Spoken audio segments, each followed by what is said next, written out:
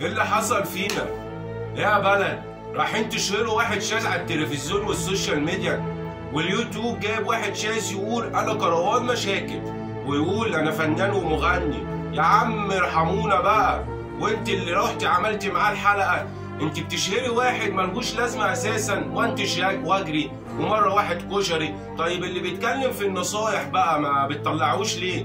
واللي بيقول قرآن مش بيطلع ليه؟ طيب واللي بيعمل محتوى محترم مش بتطلعوه ليه وبتستضافوه ليه؟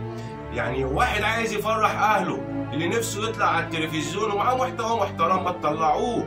واحد يقول الشباب تعبانه، الشباب جعانه، الشباب هلكانه، الشباب مش عارفه تتجوز يا ناس، الناس مش عارفه تعيش، الناس مش عارفه تبني مستقبل لعيالها، الناس بتموت. حرام عليكم والله عشان تروحوا تطلعوا واحد ملوش لازمه. الناس جعانه. طب واحد يطلع يقول الناس بتموت من قرصه الجوع.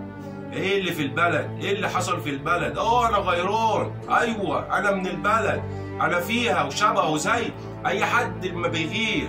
يعني لما تطلع واحد ناقص، واحد ملوش لازمه وهلس وكلام قله ادب وكلام زفت يطلع على التلفزيون ويتشاف والناس تعمل له ترندات، لا طب طلعوا حد يتكلم في الصح.